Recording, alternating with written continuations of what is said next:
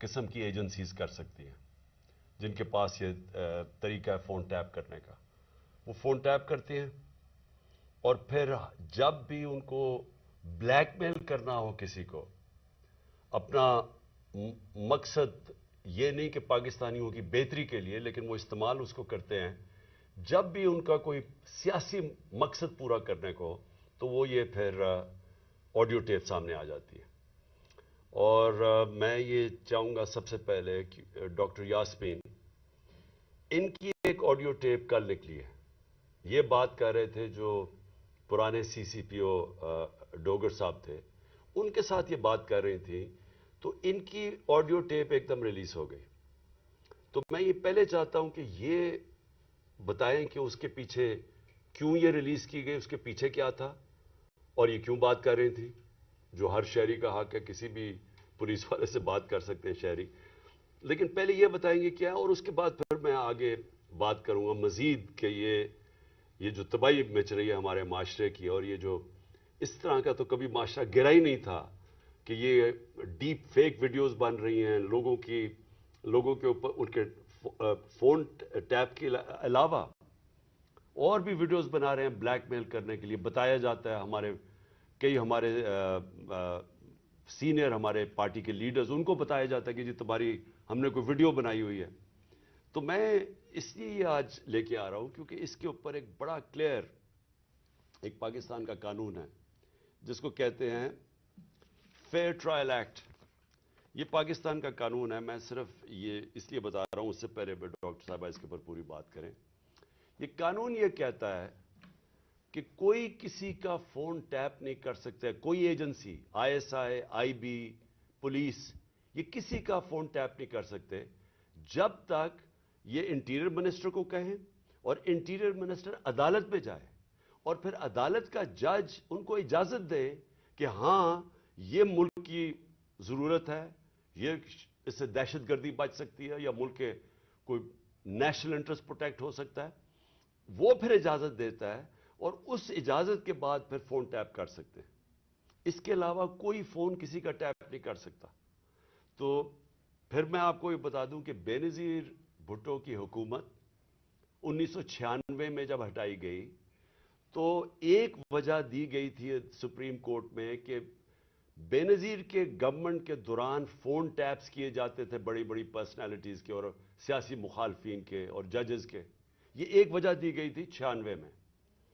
میں اس سے پہلے آپ کو بتا دوں کہ امریکہ کا بڑا طاقتور پریزیڈنٹ تھا صدر نکسن. نکسن کی واٹر گیٹ سکینڈل ہوئی کیا تھی کہ وہ مخالفین کے فون ٹیپ کر رہا تھا، اس کی وجہ سے اس پریزیڈنٹ کو ریزائن کرنا پڑا. تو آج یہ جو کھلے عام ہو رہا ہے، پہلے تو میں چاہوں گا کہ ڈاکٹر یاسمین آپ سے بات کریں، اس کے بعد پھر میں بات کروں گا. بسم اللہ الرحمن الرحیم. کل دوپہر میں جب یہ آڈیو لیک ہوئی تو میں نے جب وہ آڈیو سنی تو مجھے امیڈیٹلی احساس ہوا کہ یہ کس مقصد کے لیے یہ لیک ہوئی ہے. وجہ یہ تھی کہ میں پچھلے 4 ماہ سے خان صاحب کی جو جے آئی ٹی بنی تھی، خان صاحب پہ جو قاتلانہ حملہ ہوا تھا، اس جے آئی ٹی کو فالو اپ میں کر رہی تھی، اور خاص طور پہ جو اینٹی ٹیررسٹ کورٹ ہے گجرانوالہ کا، اس میں فالو اپ کر رہی تھی. اور یہ میں نے جب دیکھا کہ یہ کیوں کیا گیا ہے، وہ اس لیے کیا گیا کہ ہمارے جے آئی ٹی کا جب بنا تو اس کا کنوینر جو تھے یہ ڈوگر صاحب تھے جو سی سی پی او تھے اس وقت. اور انہوں نے ڈوگر صاحب نے یہ بات انکشاف کر دی تھی حکومت کے سامنے کہ اس میں 3 لوگ ملوث ہیں. یعنی جو اسیسنیشن اٹیمپٹ ہے خان صاحب کے اوپر، وہ باقاعدہ ایک اوکسٹریٹڈ اٹیمپٹ تھی. اور انہوں نے کہا کہ امپورٹنٹ چیز ہے کہ انہوں نے بتایا کہ ایک بندہ نہیں، اس میں 3 لوگ کم سے کم ملوث تھے، اور ان کا ایویڈنس انہوں نے کورٹ کو دے دیا تھا. اور اس کے بعد جو پتا چلا وہ یہ ہے کہ افسروں کو بلیک میل کیا گیا. یہ کورٹ میں جب ایویڈنس کیا اور بلیک میل ہو کے کچھ افسروں نے ریزائن کر دیا، لیکن سی سی پی او جو ہیں ڈوگر صاحب، ہی اسٹک ٹو ہز گنز، وہ اسی طرح انہوں نے مینٹین کیا کہ یہ انکشاف ہوئے. یہ تو ساری باتیں میرے سامنے تب آئیں کہ جب ہم اے ٹی سی میں گئے، یہ جو گجرانوالہ کا کورٹ ہے، تو ایویڈنس جو خان صاحب کا یہ انویسٹیگیشن کا ایویڈنس ہے وہ آنے دیتے ہی نہیں تھے، اور اس کا حوالہ یعنی جب سی سی او پی کو ہٹایا تو ڈی جی اینٹی کرپشن کو دے دیا گیا. جو چیف انویسٹیگیٹنگ آفیسر تھا جس کا نام انور شاہ صاحب تھے، ان کو انہوں نے پہلے کیا کیا کہ اس کو او ایس ٹی کر دیا، اور اس کے بعد جو ڈی جی تھا اس نے سارا ریکارڈ جو ہے اس کو سیل کر دیا اور تالا لگا دیا. ہم نے جب بار بار کہا کورٹ کو کہ جی یہ ہمیں ایویڈنس چاہیے، جو سارا ایویڈنس منگوائیں، تو پہلی دفعہ جو سیکنڈ ہیئرنگ تھی اس میں انہوں نے آ کے کہا کہ جی ڈی جی بدل دیا گیا ہے اور یہ چٹھا صاحب کو لگا دیا گیا نیا ڈی جی اینٹی کرپشن، جو کہ ثناء اللہ کا رائٹ ہینڈ مین ہے، اور اب وہ ریکارڈ دے گا.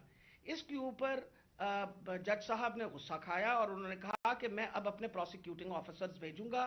انہوں نے اپنے پروسیکیوٹنگ آفیسرز بھیجے، اور پروسیکیوٹنگ آفیسرز نے جب وہ کمرہ کھلا اور تالا کھلا تو دیکھا گیا کہ ایویڈنس سارا غائب ہو چکا ہے، اور چند صفحے 11 صفحے رہ گئے تھے اس سارے ایویڈنس کے، باقی سارا کچھ چوری ہو گیا. اور یہ بات کا انکشاف خود ہی ڈی جی نے بھی کیا اور اعلان بھی کر دیا کہ اب میں اس کے اوپر انکوائری کروں گا، یعنی خود ہی چور اور خود ہی منصف بننے کی ارادے سے.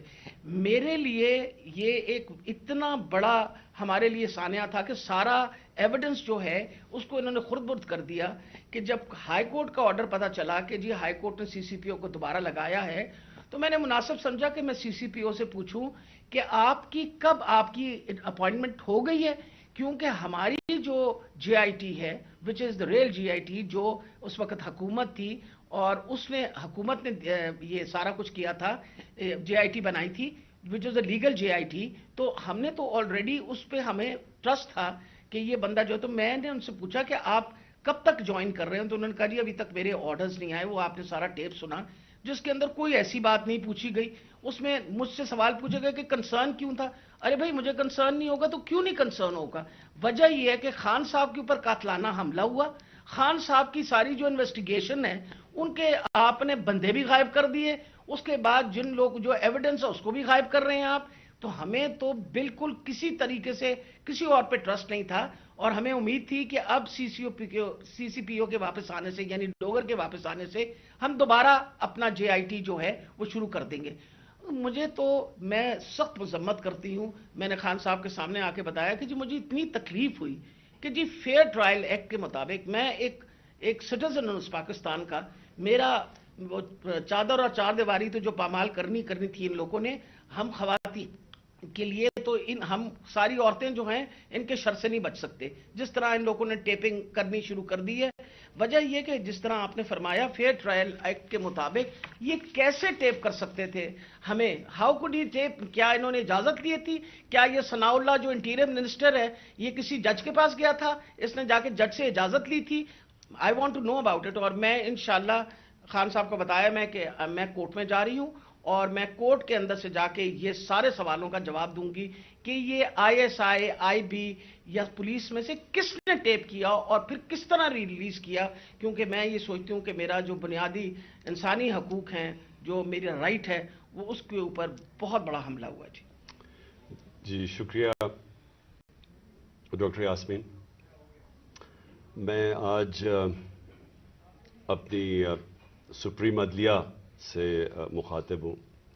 4 مہینے پہلے میں نے سپریم کورٹ کے اندر اسی فیئر ٹرائلز ایکٹ کے تحت میں نے ایک پٹیشن دائر کی تھی، اور اس میں وہ پٹیشن کیا دائر کی تھی کہ ٹیپس نکلی، آڈیو ٹیپس نکلی کہ میں جب پرائم منسٹر تھا، میرے پرائم منسٹر ہوتے ہوئے میری جو بات چیت کر رہا تھا میں اپنے پرنسپل سیکرٹری سے، وہ میری آفیشیل لائن تھی، اس لائن کا ٹیپ کیا گیا، اور جو میری اعظم خان سے بات ہو رہی تھی اس کو ڈاکٹر کر کے اور اس کو ریلیز کیا گیا. اس کے علاوہ بشرا بیگم وہ آفیشیل لائن سے کسی سے بات کر رہی تھی، ان کی بھی ٹیپ کر کے وہ جو ان کی بات چیت تھی، جو کانورسیشن تھا، اس کو بھی ڈاکٹر کر کے چینج کر کے اور 2 دفعہ وہ ریلیز کی گئی.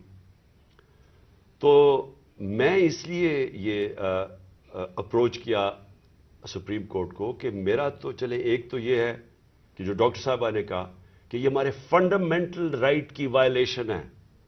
ہر انسان کا بنیادی حق ہے آرٹیکل 14 کانسٹیٹیوشن میں ہماری پریویسی اور ہماری ڈگنیٹی پروٹیکٹ کرنے کے لیے. آئین ہماری ڈگنیٹی اور پریویسی پروٹیکٹ کرتا ہے. تو ایک تو یہ میں اپنی بیوی بشرا بیگم کی طرف سے کہ ان کا رائٹ وائلیٹ ہوا, میرا رائٹ وائلیٹ ہوا. لیکن اس سے بھی زیادہ اگر پرائم منسٹر آفیشل بات کر رہا ہے اپنی لائن سے, اپنے پرنسپل سیکرٹری سے, اگر وہ ٹیپ ہو رہا ہے اور اس کو پھر ریلیز کر رہے ہیں, تو یہ آفیشل سیکرٹس ایکٹ کے خلاف ہے. کوئی بھی ملک کی امپورٹنٹ چیز ہو جو اپنی سیکیور لائن سے بات کروں اور وہ نکل جائے اس طرح, تو یہ تو بڑا خطرناک ہے ملک کے لیے. کوئی بھی پرائم منسٹر کی بات چیت نکل جائے. اور اس کے بعد شہباز شریف کی اور وہ مریم کی بھی کوئی آڈیو ٹیپ لیکس نکلی, اور اس کے اندر بھی اس میں تو خیر اور باتیں ہو رہی تھی. تو میں اس لیے کہنا چاہتا ہوں کہ ہماری عدلیہ کو اس کے اوپر ایکشن لینا چاہیے, کیونکہ یہ تو ایک اب پوری معاشرے میں ایک بیماری پھیل گئی ہے. ہر جب کوئی کسی کو بلیک میل کرنا ہوتا ہے اس کی ٹیپ نکلاتی ہے. سپریم کورٹ کے جج کے اوپر ان کی پرویز لائی کی وہ کوئی ٹیپ نکلائی, اور وہ صرف بلیک میل کرنے کے لیے, کیونکہ اس وقت پاکستان کی تاریخ کا ایک بہت اہم ایشو ہے 90 ڈیز کے اندر الیکشن کروانا.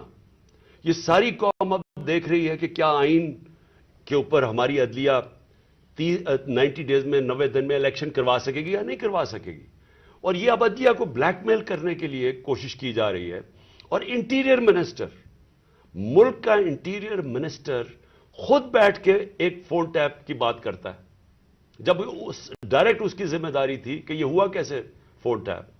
کیا اس نے پرمیشن لی تھی کسی عدلیہ سے, کسی ہائی کورٹ کے جج سے اجازت لے کے یہ فون ٹیپ کیا تھا؟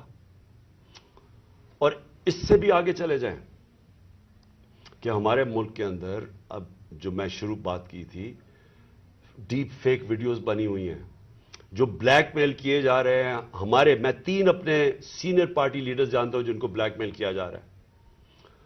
اس کے بعد سب کو یاد ہے کہ مریم نواز نے بیٹھ کے ایک اناؤنس کیا کہ میرے پاس آڈیو ٹیپس ہیں یا ویڈیو ٹیپس ہیں ججز کے اوپر, ورشد ملک کا جو کیس تھا. اس کے بعد ریٹائرڈ جسٹس ثاقب نثار کی ایک آڈیو ٹیپ نکلی جو بعد میں پتا چلا کہ فیک تھی, یعنی جوڑی ہوئی تھی, جو ڈیپ فیک تھی, یعنی اس کو پیس ٹوگیدر کیا ہوا تھا. اور اس کے علاوہ اب تو جنرل باجوہ نے بھی کہہ دیا کہ میرے پاس ٹیپس ہیں. تو یہ کیا اس ملک میں کنٹرول کرنے کے لیے, لوگوں کو بلیک میل کرنے کے لیے سب کچھ ہو رہا ہے؟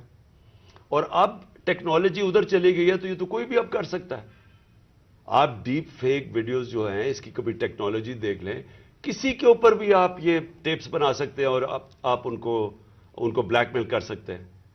تو اس لیے میں ریکویسٹ کروں گا اپنے سپریم کورٹ کو کہ 4 مہینے پہلے میں نے یہ پٹیشن دائر کی تھی.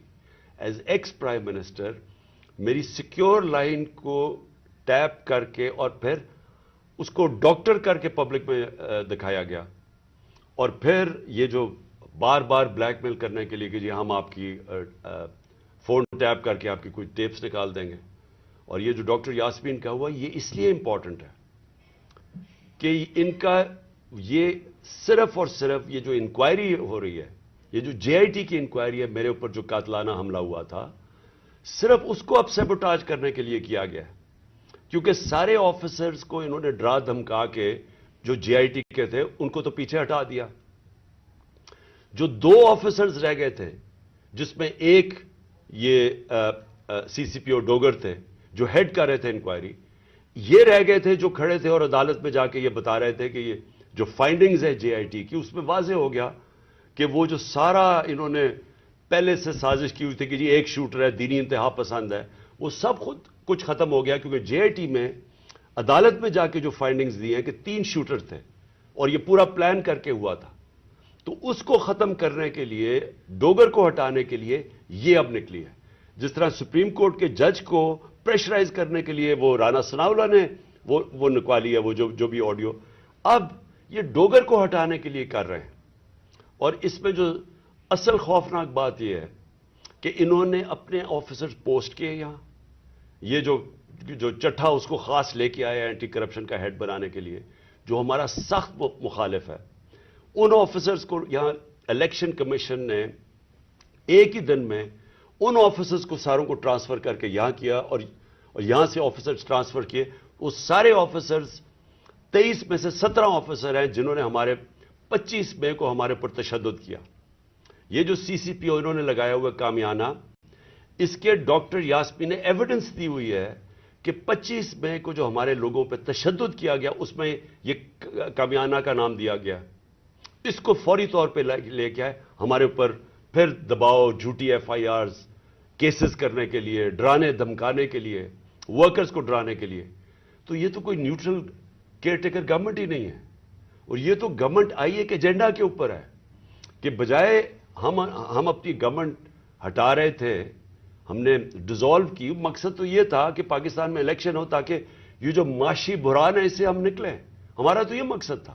یہ مقصد تو نہیں تھا کہ اس گورنمنٹ کو ہٹا کے یہ سارے جو ہمارے مخالف وہ لوگ جنہوں نے ہمارے اوپر تشدد کیا ان سب کو اوپر لے آئیں. اور جو جے آئی ٹی میرے اوپر بنی تھی، جو پنجاب گورنمنٹ نے بنائی تھی، اس جے آئی ٹی کو سیبوٹاج کریں اور آ کے اس کا ریکارڈ پہلے سیل کریں اور پھر ریکارڈ میں سے سارا ریکارڈ غائب کر دیں، صرف 11 صفحے رہ جائیں اس کے، اور اوپر وہ آدمی کو بٹھا دیں جس نے آتے ساتھ ہی اس کی مشن یہ تھی کہ جے آئی ٹی کو سیبوٹاج کیا جائے تاکہ کسی کو نہ پتا چلے کون اس کے پیچھے تھا جنہوں نے مجھے قتل کرنے کی کوشش کی. اور یہ ساری آڈیو لیک اس لیے ہوئی ہے، جس طرح کہ سپریم کورٹ کو بھی بلیک میل کرنے کے لیے آڈیو پہلے ہوئی ہے. تو میں آخر میں پھر سے ریکویسٹ کرتا ہوں کہ ہم اپنے سپریم کورٹ کو درخواست کرتے ہیں کہ 4 مہینے پہلے میں نے پٹیشن کی تھی، پھر میں نے پچھلے ہفتے اس کو پھر سے کہا کہ اس کو سنا جائے. میں اس لیے کہہ رہا ہوں کہ میں ہمارے معاشرے کو بچائیں ان بلیک میلر سے، ان لوگوں کو سامنے لے کے آئیں. کون ذمہ دار ہے کہ اس معاشرے کے اندر بجائے یہ کہ یہ اس ملک کے صاف اور شفاف الیکشن کروا کے اس ملک کو آگے لے کے جائے، جمہوریت کی طرف لے کے جائے، یہ معاشی بحران سے نکالیں. جو لوگ تباہ ہو رہے ہیں اس وقت مہنگائی سے، جو لوگوں کا آج جتنا برا حالات ہیں پاکستانی قوم کے کبھی تھے نہیں، جو انہوں نے جس طرح 11 مہینے کے اندر ایک لوگوں کا معاشی قتل کیا.